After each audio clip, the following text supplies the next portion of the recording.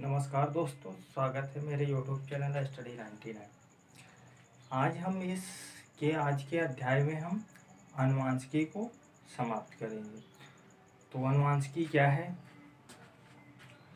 अनुवांशिकी में आपको पढ़ना है जो माता पिता के जो लक्षण होते हैं वो पीढ़ी दर पीढ़ी क्या होते हैं, संतानों में स्थानांतरित होते रहते हैं। तो इसको हम बोलते हैं अनुवांशिकी कहते हैं। जैसे कम उम्र में बाल सफ़ेद होना, तो ये लक्षण जो है क्या है, पिता से हैं तो वो संतानों में स्थानांतरित हो जाते हैं। चाहे आँखों का रंग हो या पुतलियों का रंग, ये सब क्या होता है, पीढ़ी दर पीढ़ी स्थानांतरित होते रहते हैं। जो आनुवंशिक लक्षण होते हैं वो संतति से माता पिता से संतानों में स्थानांतरित होते हैं।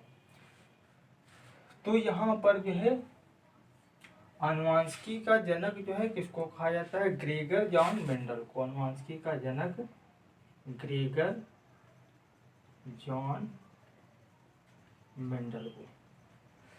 ग्रेगर जॉन मेंडल ने जो है सबसे पहले जो है अपना एक्सपेरिमेंट जो किया था मटर के पौधे पे। किस पे किया था? मटर के पौधे पे। मटर के पौधे पे किया था और मटर के पौधों पे एक्सपेरिमेंट किया था कि एक लाल पुष्प वाले पौधे लिए थे और एक सफ़ेद पुष्प वाले। इनको बीच में जब क्रॉस कराया था तो ना ही वो लाल पुष्प वाले पौधे प्राप्त हुए थे, ना ही वो हरे पुष्प वाले, बल्कि वो कैसे प्राप्त हुए थे, हल्का गुलाबी रंग के।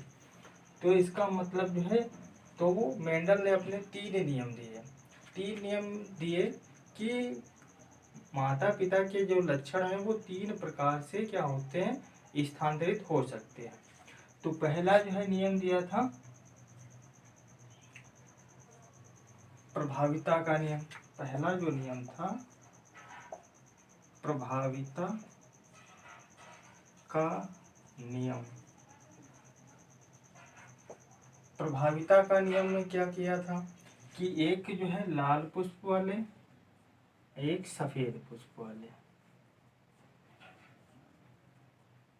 ये आर आर हो गया, ये डब्लू डब्लू हो गया, और इनके बीच में जब क्रॉस कराया तो कैसे पौधे प्राप्त हुए थे। ठीक है, ये आर हो गया, ये आर हो गया, ये डब्लू हो गया, ये डब्लू। तो इसका आर डब्लू रिलेशन बना और इसका रिलेशन आर डब्लू, इसका रिलेशन आर डब्लू और आर डब्लू।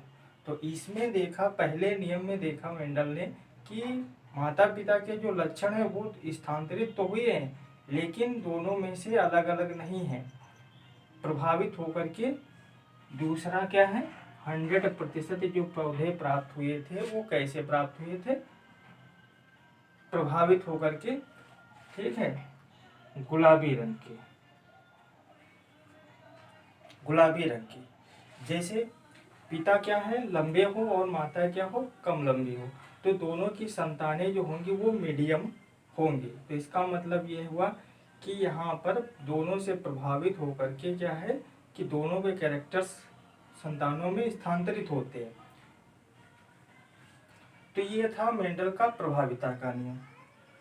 दूसरा क्या है, दूसरा जो है नियम क्या है, पृथक्करण का नियम। पृथक्करण का नियम, पृथक्करण का नियम।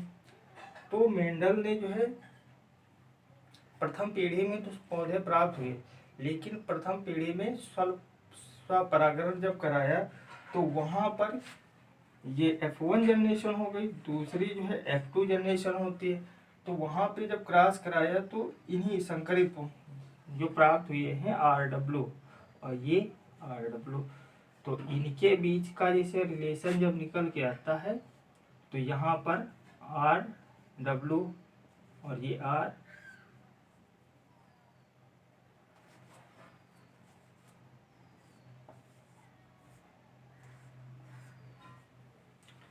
तो यहाँ पर R हो गया और ये W हो गया और ये R हो गया ये डब्लू हो गया। जब इसका इसका जब रिलेशन कराया तो यहाँ पे आर आर और इसका जो हो गया आर डब्लू हो गया, और इसका इसका कैसा कराया आर डब्लू हो गया, और इसका डब्लू डब्लू हो गया। इसका मतलब जो है इसमें से 50% जो है कैसे होंगे, 50% जो होंगे मीडियम पौधे प्राप्त होंगे। मीडियम का मतलब प्रभावित वाले, संकरित। और जो है यहाँ पर 25% जो पौधे प्राप्त होंगे वो कैसे प्राप्त होंगे, एकदम लाल पुष्प। और 25% जो होंगे सफेद पुष्प,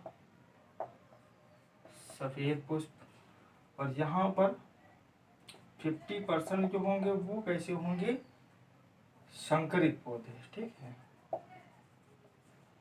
संकरित पौधे प्राप्त होंगे। अब देखिए यहाँ पर तीसरा नियम है स्वतंत्र अपियूहन का नियम।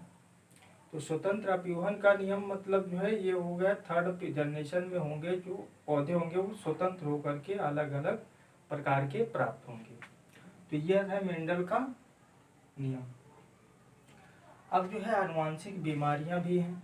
तो आनुवांशिक बीमारियों में से कौन कौन सी, तो एक तो है रंजकहीनता। रंजकहीनता में ये होता है कि आनुवांशिकी के द्वारा या माता पिता के द्वारा जो रंजकहीनता या माता पिता के द्वारा जो लक्षण, जैसे आँखों के पुतलियों का रंग, ठीक, त्वचा का रंग, तो ये सब क्या होते हैं, जेनेटिकल होते हैं।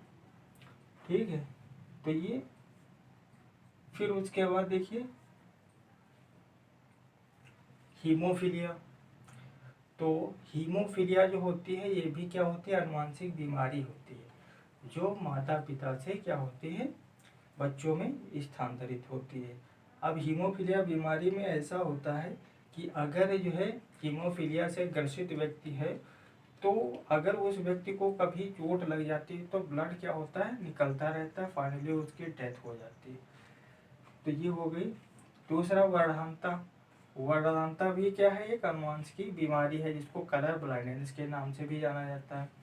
तो कलर ब्लाइंडनेस बीमारी में ऐसा होता है कि जिस व्यक्ति से प्रभावित होता है तो वो लाल और हरे रंग में विभेद नहीं कर पाता है, लाल रंग और हरे रंग में।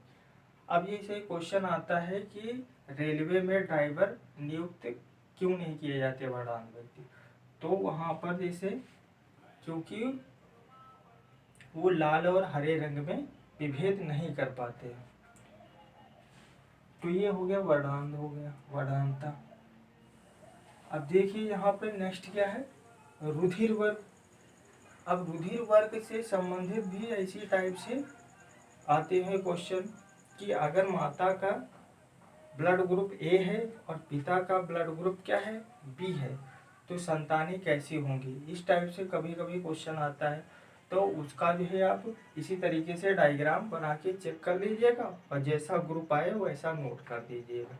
एक हम जैसे बता दे रहे हैं, यहाँ पे अगर ये माता का ब्लड हो गया और ये पिता का बी हो गया। अब इसमें जो है जो संतानें जो होंगी वो सभी कैसी होंगी, ए बी वाली होंगी।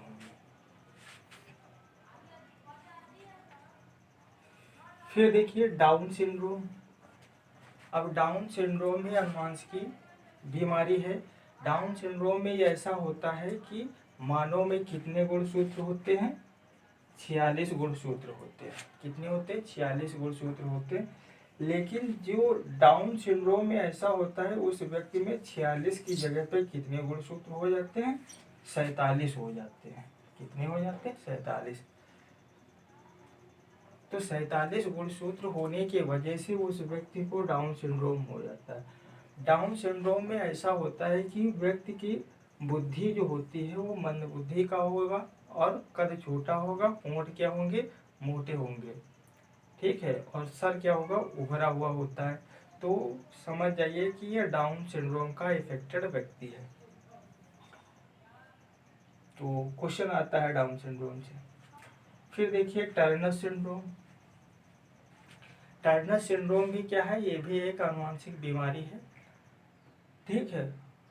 इसमें भी क्या होता है कि गुणसूत्रों की संख्या क्या हो जाती है, कम हो जाती है, और ये मोस्टली क्या होती है, स्त्रियों में टर्नर सिंड्रोम बीमारी होती है। स्त्रियों में ऐसा होता है कि जो इसमें स्त्रियों में अगर वो कमी हो जाती है तो उनके जनन अंग जो होते हैं वो अल्प विकसित रह जाते हैं, ठीक है, और उनका भी कद क्या होता है, छोटा हो जाता है, ठीक है। तो ये आनुवंशिक बीमारी होगी। मानव में लिंग निर्धारण, अब जैसे मानव में लिंग निर्धारण किस पे निर्भर करता है, गुणसूत्रों पर निर्भर करता है, एक्स और वाई गुणसूत्र। आपको पता है कि गुणसूत्र कितने होते हैं, 46 गुणसूत्र होते हैं या 23 जोड़े होते हैं। अब इसमें देखिए यहाँ पे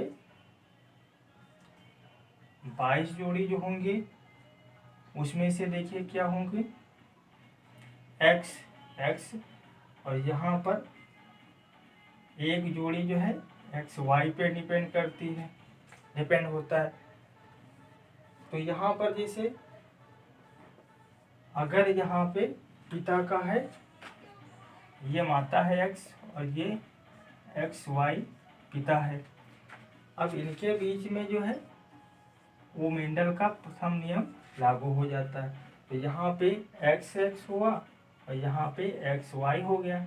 तो यहाँ पर जब देखेंगे तो एक्स एक्स और यहाँ पे एक्स वाई हो गया, एक्स वाई हो गया, और ये क्या हो गया, एक्स एक्स हो गया, यहाँ पे भी क्या हो जाएगा, X Y Y, sorry Y Y. तो आप बता सकते हैं कि इसमें जो है 50% मतलब जो है 4 बच्चों में से एक जो होगी वो लड़की होगी और 2 क्या होंगे, लड़के होंगे, ठीक है, ये रेशियो रहता है।